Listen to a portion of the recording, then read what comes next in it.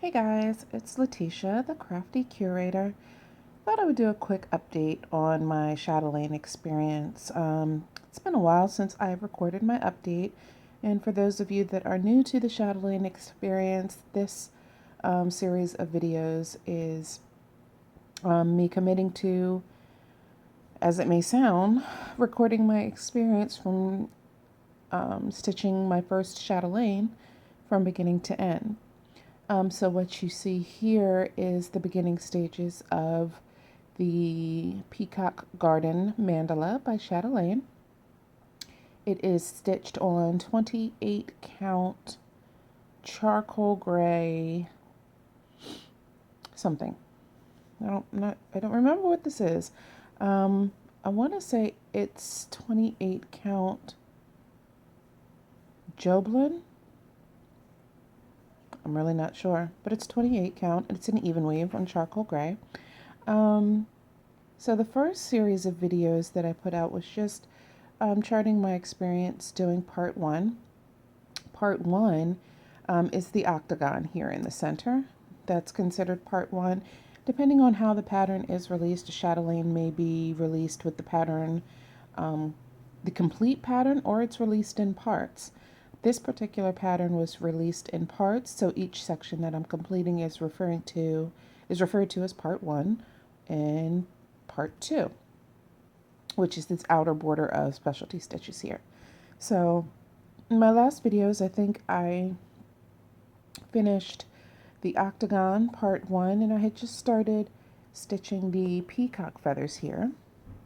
So you'll see I have the peacock feathers with the petite treasure braid outline to give the veins of the feathers. And I have it there, and there, and there. I also completed these little designs on the outside, and that's when I started. Once that was completed, I believe these are still part of part one or going into part two. Then I started to do the exterior border, which includes petite treasure braid in this beautiful blue color. You see there's a little design there, and it has road stitches. This is in either a dinky dyes or a Gloriana silk, but you can see it's an over dyed thread, so you can see how the color variations are going throughout. In the middle of each road stitch here, you see I have just simple cross stitches in silver petite treasure braid. Now, one of the things I talked about in my first video was making sure that you keep your chatelaine stationary, meaning that you don't want to turn it as tempting as it may be to turn it to make it easier. You want to do something to mark the top of your chatelaine, because if you turn it at a 90-degree angle to make it so that this top row, when you turn it, this becomes the top row. You turn it again, this is your top row. And again, with this being your top row, it ends up causing the top leg of your stitches to go in the wrong direction, which doesn't make for a very consistent end product. So I keep this lovely needle minder, this compass that Emily at Eclectic Possessions made for me. I keep that at the top, so I always know which way is up, or in this case, which way is north. But I also stitched a little marker at the top of my fabric, so I also always know which way is up. Now, there's been a lot of discussion in regard to beading the chatelaine. Do you save the beading for the end, or do you bead as you go? It depends. It depends. It's a personal choice. In this one, I started to bead as I go. I'm not as fond of beading as I thought I would be, and I learned that with my experience with stitching at the Met by Mirabilia, or who I refer to as Josephine in my other videos. But you can see here, I decided, I skipped my whole entire train of thought, sorry. So when I was stitching at the Met, I saved all the beading for last. And I quickly discovered, number one, I am not a huge fan of beading. Number two, I am even less of a fan when it comes to saving all the beading for last.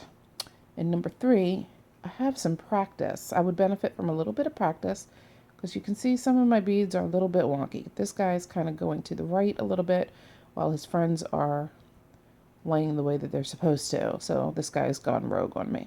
So I have to practice my beading techniques a little bit because, of course, when I look at everybody else's, their beads lay perfectly, but alas, not mine. And that's okay. So here I am starting with my beading, and this is where I stopped, right here. I don't know why. I think I think I got a little frustrated with the beading and I got over it rather quickly. And I put the chatelaine away and I haven't worked on her since. Um, so I don't know what that was about, but I was kind of struggling with whether or not I wanted to start my beading now or later. And I was worried about um, putting my beads in Q-snaps because I've been working on this in a Q-snap for the most part because this is a very large piece of fabric and I have my 36-inch Millennium frame, but I don't always sit in my chair when I stitch. So when I use that frame, I'm confined to that chair. And I like to stitch on the bed. I don't always like to sit in that one spot. And it's a huge frame. It's a huge frame. It's an awkward frame. I love the frame, but it's not always good for um, the stitcher that likes to roam about. So I've been using my Q-snap, so I'm very concerned about putting the Q-snap over the beads. Even with a piece of felt, will it crack? Will they get smushed? I don't know. Um, so I guess it was just too much thought, more thought than I was willing to put into the chatelaine at that particular moment. And I stitched, what is this? However many beads these are. And I stopped. Um, and that was it. So I'm going to pick this back up again, but something has happened. Something has occurred. The wind blew. Um, and somehow I ended up with this.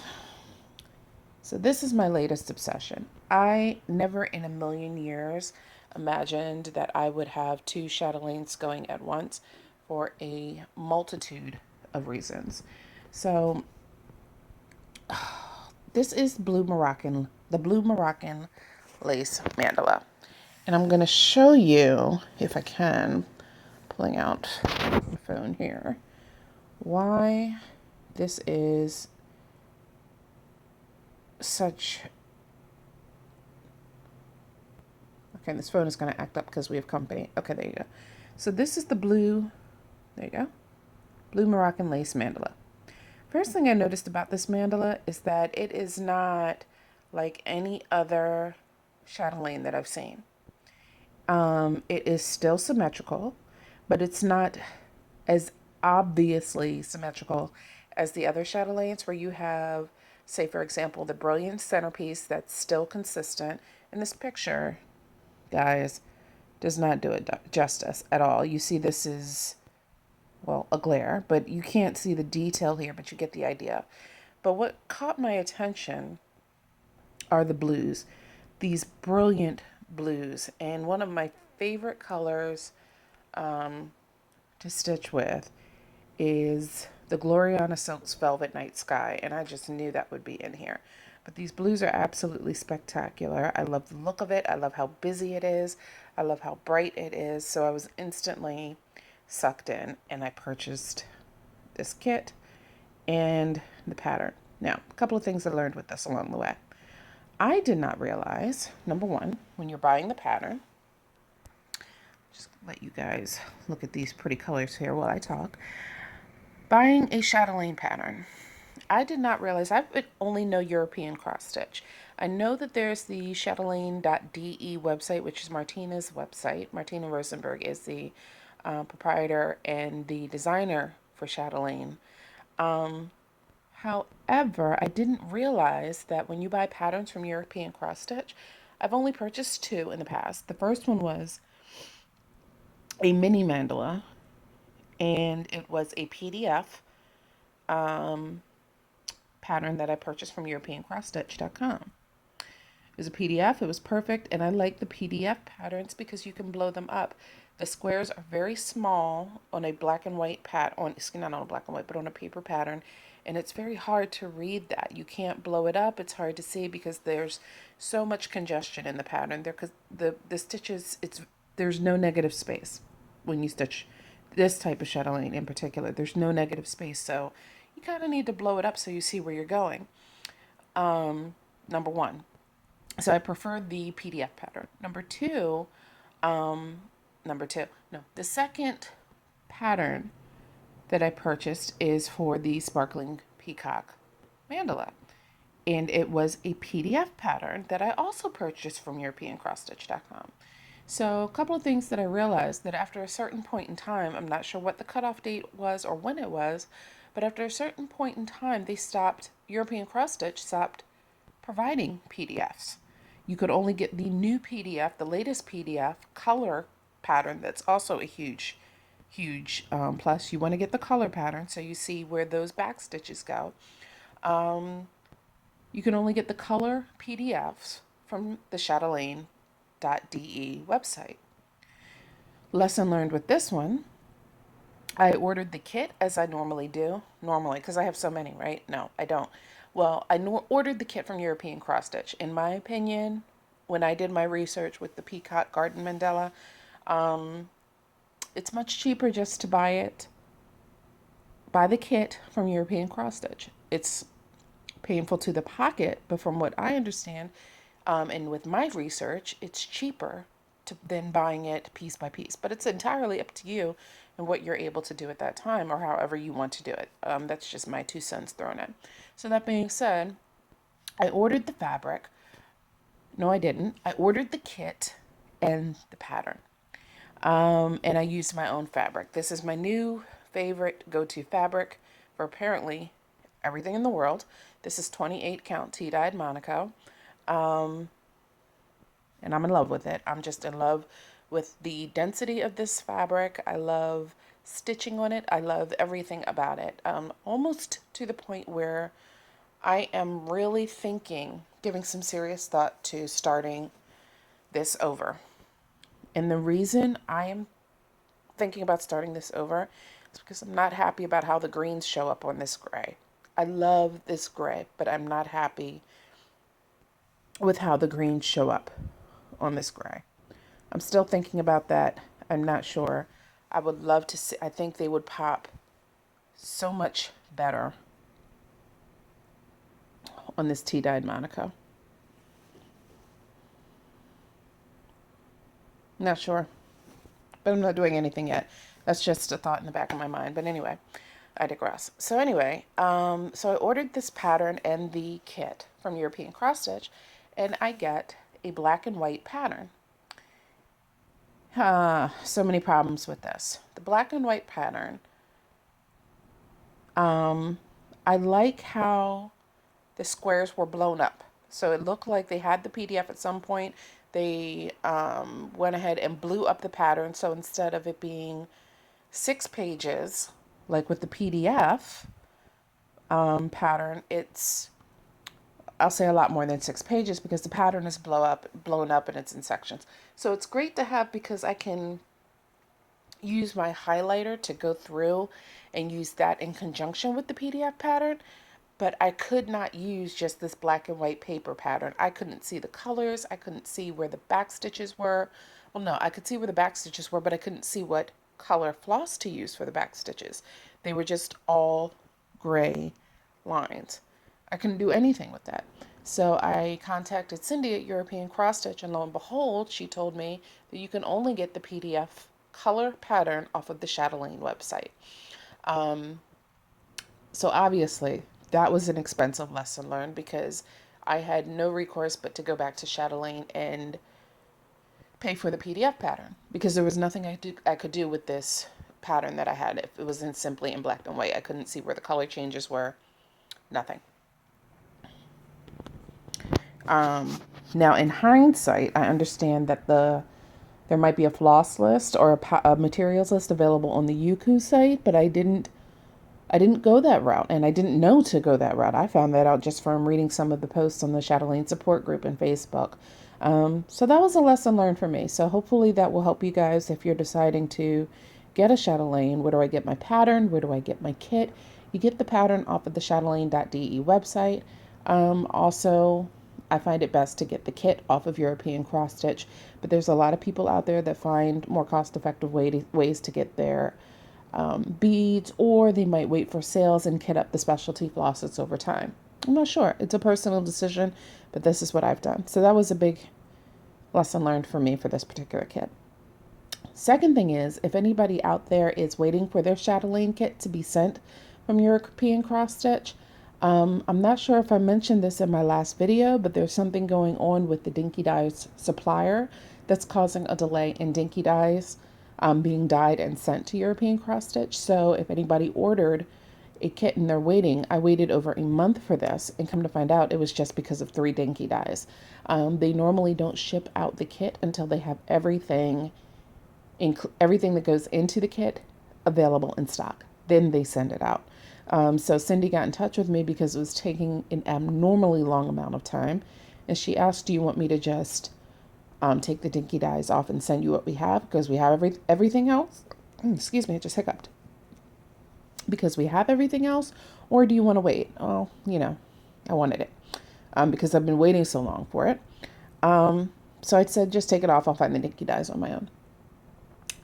So there was only like 3 skeins missing, 2 colors, 3 skeins of Dinky Dyes. No biggie. So I received the kit. She immediately shipped it out after confirming to send as is. I received the kit. Today is Friday. Last Thursday afternoon. I received it when I came home from work. So this is precisely 1 week's worth of work. So I started it because I simply could not resist. I started it last Thursday evening, and I've been stitching on it ever since. Not every single day. There were a couple of days where I didn't get any stitching done, but this is all I've been stitching on for the past week. So let's start in the middle. Okay, so here we have the center. All right here are going to be, this might be a noisy video because I want to see if I can show you the beads that are going into this, because some of these, the things in here in this kit are really different. There's certain things that, there's certain flosses in this particular kit that I've never even heard of, that I've never even used. And there's some beads that are really, this is me opening up the bead pack with my mouth, that are really different. Let me see if I can find those puppies. So right here, of course, nothing is going as it should, right? Okay, so right here, I was probably all over the place. I apologize for that. This is the center. So right here in the center is going to go there's going to be one massive bead there. So I don't know if you can see that huge green bead. That's going to go right there in the center. So here you have, I don't remember what these are, Rhodes stitches, maybe? I think they were Rhodes stitches. Let's look.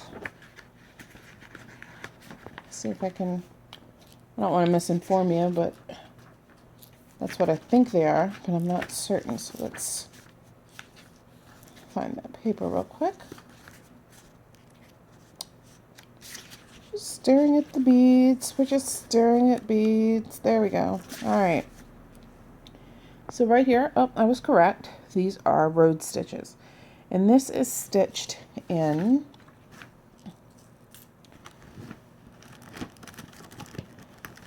sorry for rustling. Sorry. Trying to find.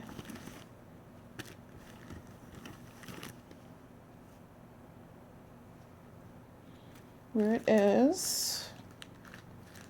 And which one that is.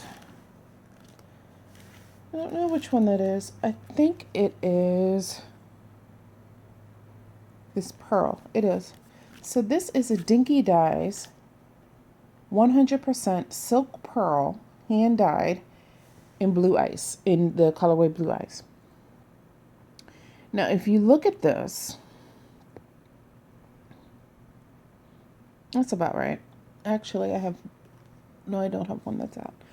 This is, it almost looks like a really stretchy elastic, but it's not. But this is something that for those of you that are interested in getting this particular pattern, you want to use Thread Heaven for this, because it will take on a mind of its own. It's almost like a memory thread, but it's not, whereas it'll retain the shape of when you pull it off the card, so it has that little curl to it.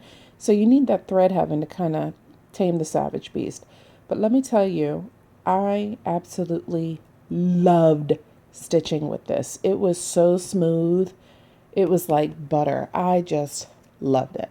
So that was the silky, I'm making stuff up, the Dinky Dyes 100% pearl, silk pearl, and I never stitched with that. So that's what's right here. Now, a couple of people asked about this thread right here. Let's see if it'll focus for me. A little bit, but not so much. So right here, I don't have my fancy pointer with me. Or maybe I do. I'll use these scissors. Oh, by the way, best scissors ever in life. Sullivan's from Hobby Lobby. This is gunmetal and gold. These scissors are the truth. All right, so right here, my flash went off. Apparently my phone needs to cool down. I don't appreciate that because you can't see things as well. Well, right here you have a metallic light blue. This is a silk lame braid by Petite Treasure Braid. So if you can see here, this is ice blue, and it does have metallic. It's a metallized polyester, so it does have some blending filament, some metallic blending filament woven in there. So there you go. You can kind of see the sparkle. It's very sparkly, but since my flash went out, it's not working properly. You can't see it as well, but you can kind of see it. So right here, if you look at the pictures I put in on Facebook and Stitch Mania and the Chatelaine group, you can really see how sparkly it is. So that is the Silk Lame Petite Treasure Braid, and that is SP 18.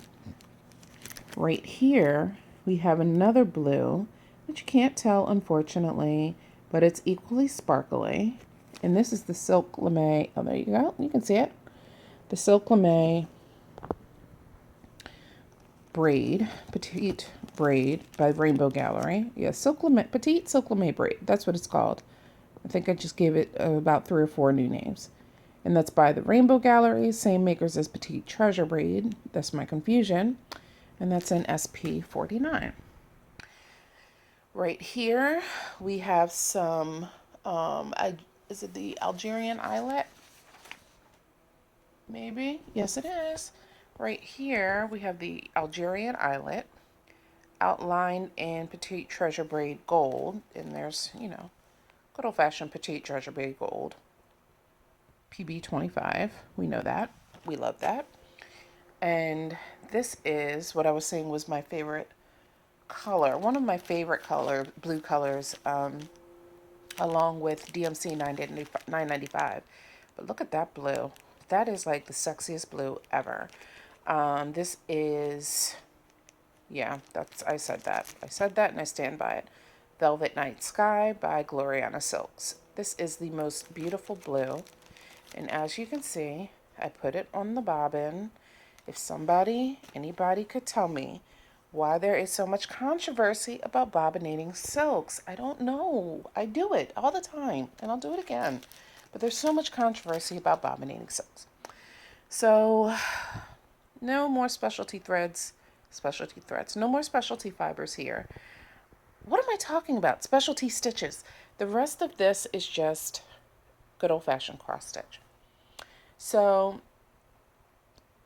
something that I wanted to do, like I said, this is not that symmetrical type of pattern where you can easily just, okay, I'm going to do this top section, then this next section, then this bottom section. No, it doesn't go like that because it's you know, all in one direction. I mean, if that makes any sense. It's the same on both sides. It's symmetrical, but it's not as easy to break the pattern down into sections to stitch. So I decided I needed boundaries. I needed some type of order, some type of direction. So I stitched this entire border out here. This is not the outermost border. It goes out quite a ways more.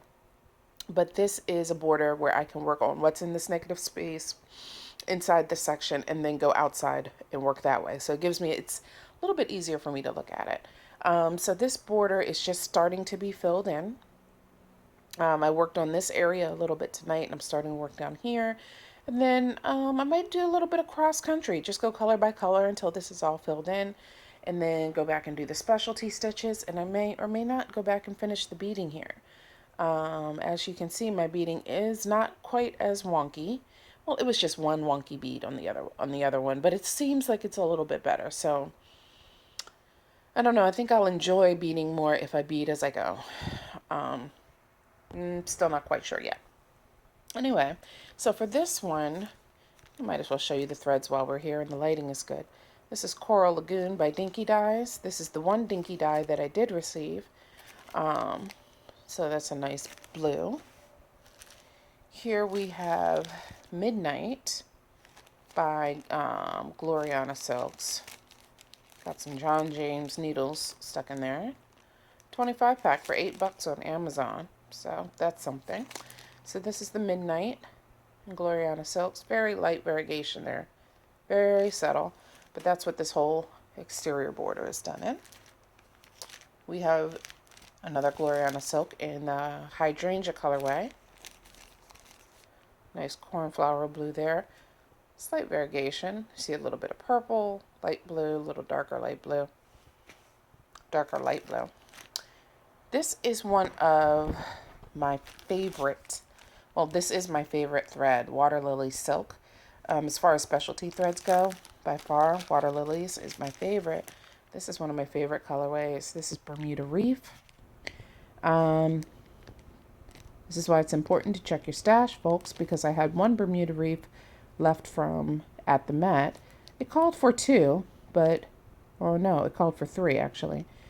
With this particular pattern, which I'm excited about because that means there's a lot of this, and I absolutely love this.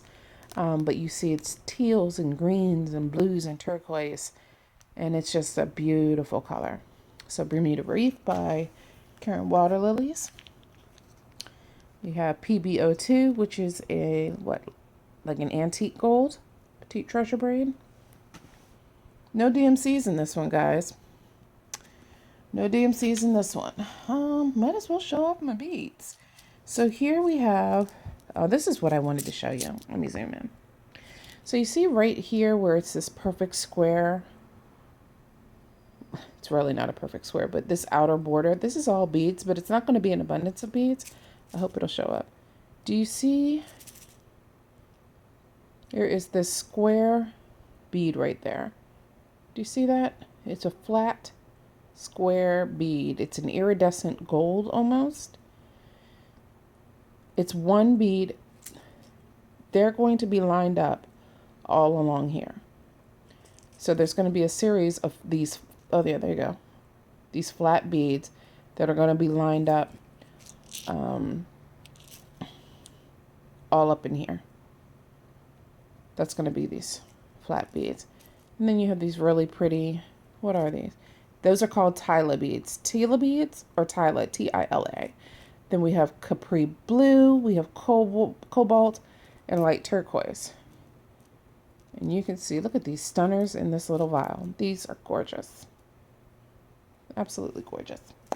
Then over here we have dark indigo, sapphire, aqua cubes, and the aeronite round. The aeronite round is that big green bad boy that's going to go right in the middle. And you see the rest. Very pretty.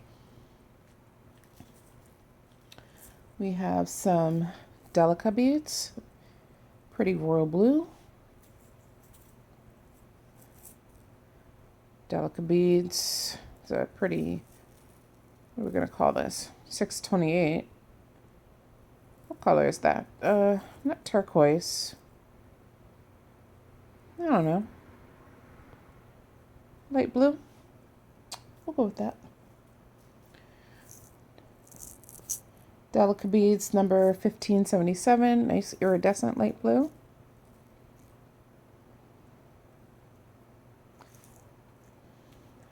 Delica beads 696, another nice royal blue. There's a lot of those. So you can see this is going to be a bit of a sparkly one, which I love. Beautiful seafoam foam green. This is like a number 238 Delica bead. Really pretty.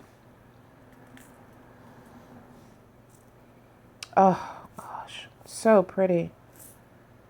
I see why Darling Bluebell is so into blue. This is spectacular. Some more green. Oh look, more blue. These are really pretty. Gosh, like blue diamonds. So sparkly. And then the last bead is this brown, because, you know, shake things up. So that's where we are, guys. This, I can't seem to put it down. I have no desire to put it down. So I probably won't put it down. And you see my pretty little turtle. How perfect is he for this one? And he was just sitting in my stash. Oh, look at the thread heaven crumbly right there. A little bit of thread heaven. Yeah. It's good. Okay. Okay, I was trying to embarrass me on camera. That little piece of thread heaven. Isn't that pretty? If Nell's watching, I know Nell said that her grandfather really loved turtles. So there's a little turtle for Nell right there. But yeah, perfect companion for this piece. So here we are, guys. This is the Chatelaine experience. So I guess, I don't know if I'm going to be doing my Chatelaine experience updates together, or if I'm going to be doing them one by one and just saying if it's going to be about the peacock or about the blue piece. I don't know. I don't know. Maybe I'll just put videos out there and you watch them if you want to watch them. And maybe they'll just be separated because I won't always be working on these at the same time. So I think I'll make an executive